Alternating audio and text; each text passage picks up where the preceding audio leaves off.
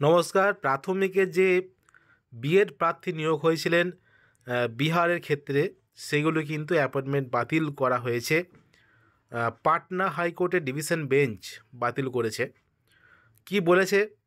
The writ petitions R allowed with the finding that the notification dated 28/6/2018 issued by the NCTE is no longer applicable and the B.Ed candidates cannot be considered eligible for appointment as primary school teachers.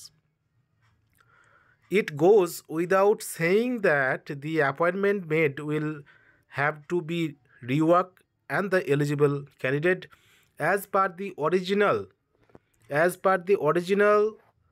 notification of the NCTE of the year 2010 can only be continued in the post to which they have been appointed. অর্থাৎ 2010-এর যে এনসিটির যে নিয়ম, সেই নিয়ম অনুযায়ী কিন্তু appointed থাকবে primary টিচাররা। This state would also take a decision as to whether the vacant post filling vacant on such reworking are to be filled up from the merit list available with the state of the candidates eligible for appointment as primary school teacher. The writ petition are allowed with the aforesaid observation. তাহলে Patna high court কি বলছে? পাটনা হাইকোর্টের division bench থেকে যে বলা হয়েছে যে 28/6/2018 যে নোটিফিকেশন এনসিটির সেখানের সেই যে গেজেট, সেই যে সেটা বাতিল হয়ে যাওয়ার জন্য কিন্তু তারা আর বিএড ক্যান্ডিডেটরা অ্যাপয়েন্টেড থাকতে পারবেন না প্রাথমিক স্কুল টিচার হিসেবে।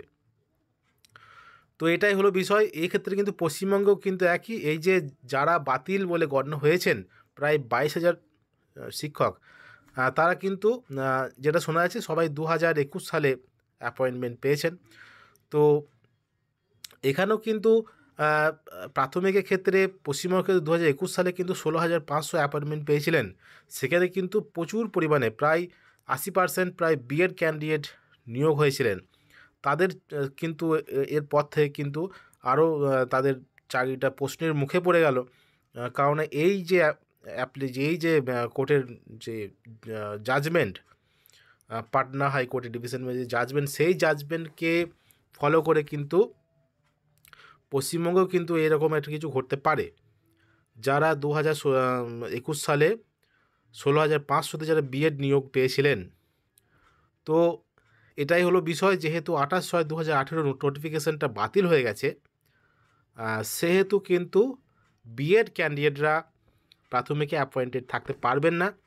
এবং 2010 সালের যে মেন যে গেজেট নোটিফিকেশান এনসিটির, সেই অনুযায়ী কিন্তু প্রাথমিকে অ্যাপয়েন্টেড হতে হবে। এটাই কিন্তু বলা হয়েছে। দেখা যাক আগামী দিন কি হয়।